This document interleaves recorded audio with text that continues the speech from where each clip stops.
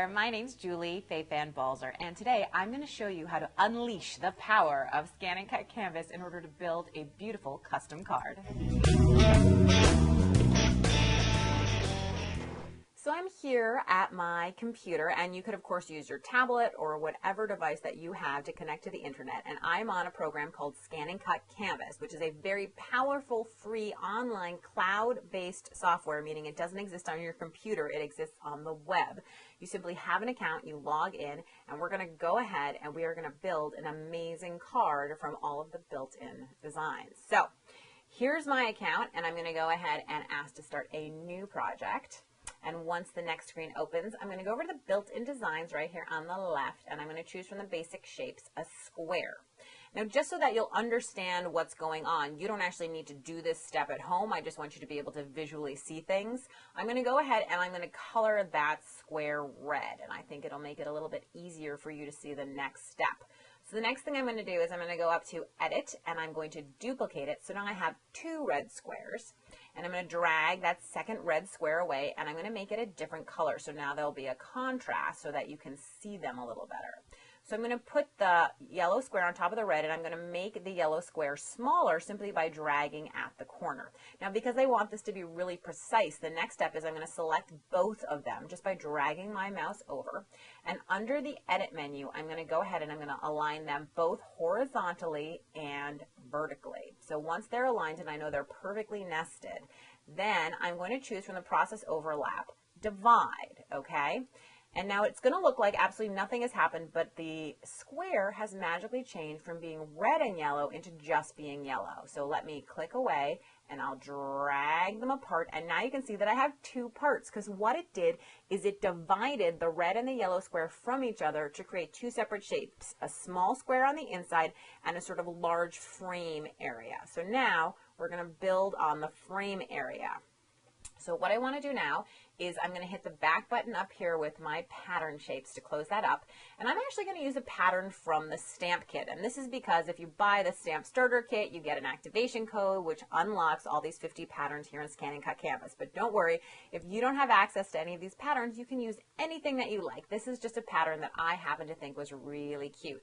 And what it is this tree right here, which I think is great. So what I want to do is I want to rotate it, and I want to rotate it 90 degrees. So I'm going to go ahead and just type in 90 degrees right there into the rotation device, and you can see there it is. There's my tree. I'm going to drag it over, not that yellow square that I accidentally dragged, but I'm going to go ahead and grab the tree, and I'm just tugging at the corners here with my mouse. I'm going to go ahead and make it bigger.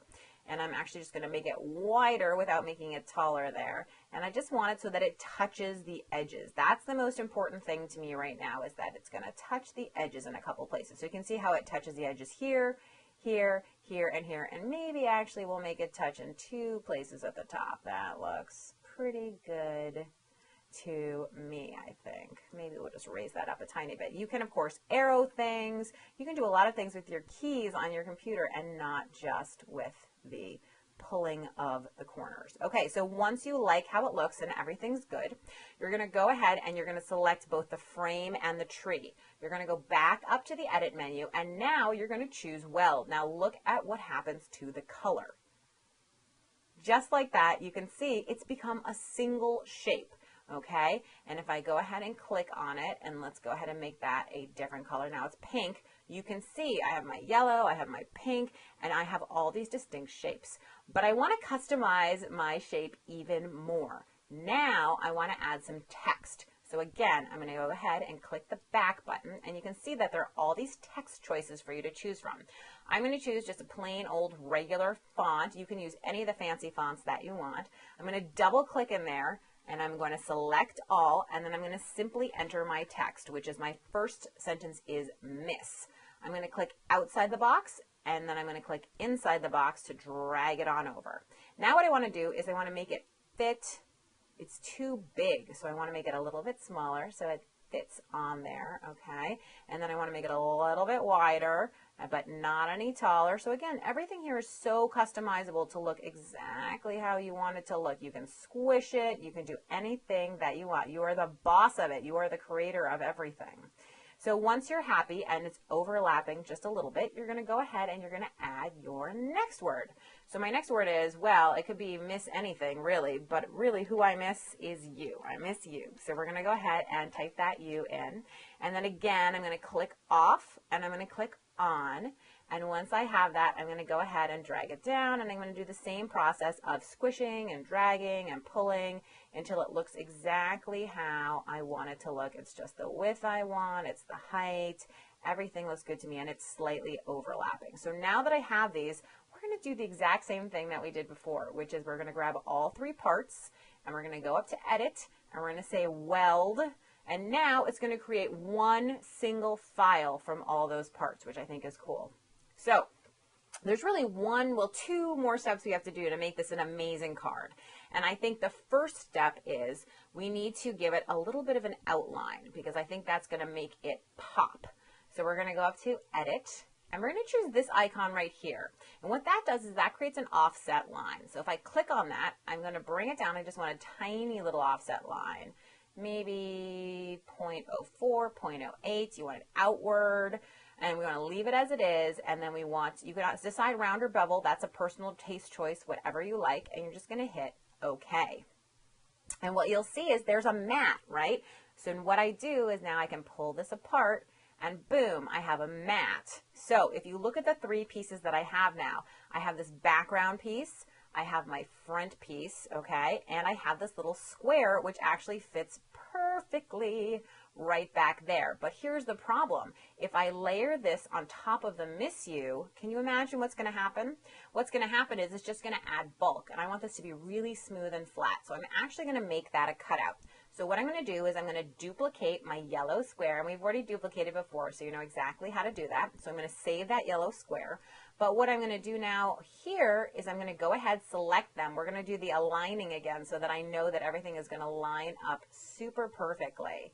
And once that is lined up, then I'm going to go ahead and hit the divide tool. And that is going to create for me, boom, I have that separate piece right there, and I can go ahead and I can delete my original yellow square just with the delete button on my key. And now again, I have all these pieces. I have the piece right from the middle that's going to fit in there perfectly. I have the outside, I have the inside, and if I want, I can resize these, I can reshape them, I can do whatever I want, or I can simply download them. I'm just going to hit the download button right there, and I'm going to send it straight over to my ScanNCut transfer, and it says the ScanNCut transfer is ready, so we're ready to go to the machine and cut out our design and make something amazing out of absolutely nothing. So onto my mat, I have loaded 3 pieces of paper. Now this is pattern paper, I have some cardstock, and I have some hand-painted cardstock. Because they're all the same weight, they're all going to cut with the same settings, so I can put them on all at the same time.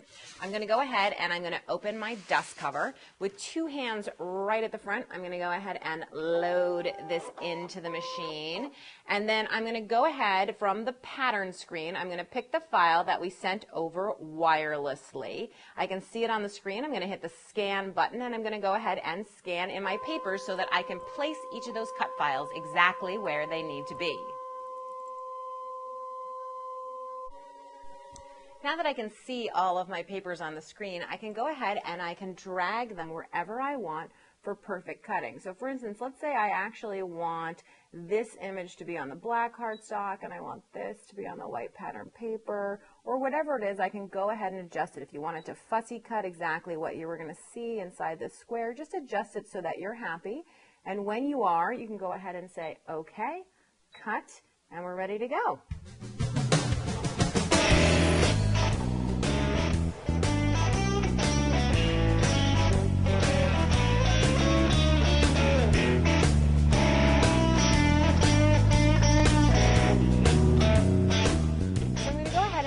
Peel my pieces off the mat, and I like to just put my hand underneath the mat and bend it up a little bit, and that really helps to release the pieces, which you can see here.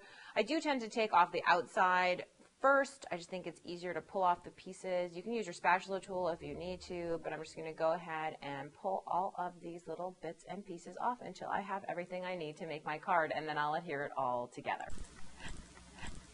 For this little piece, if you didn't put a piece of pattern paper in the center, you could use it as a picture frame because it looks just like a little photo frame.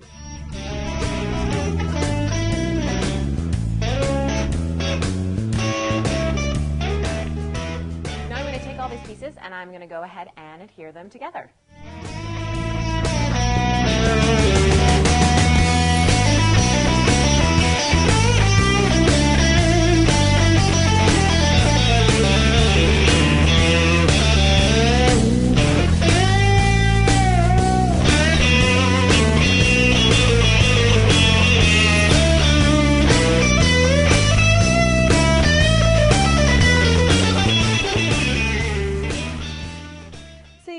That I just took a little pre-made card and I put our cool custom pieces layered on right on the front, and now I have this adorable little card.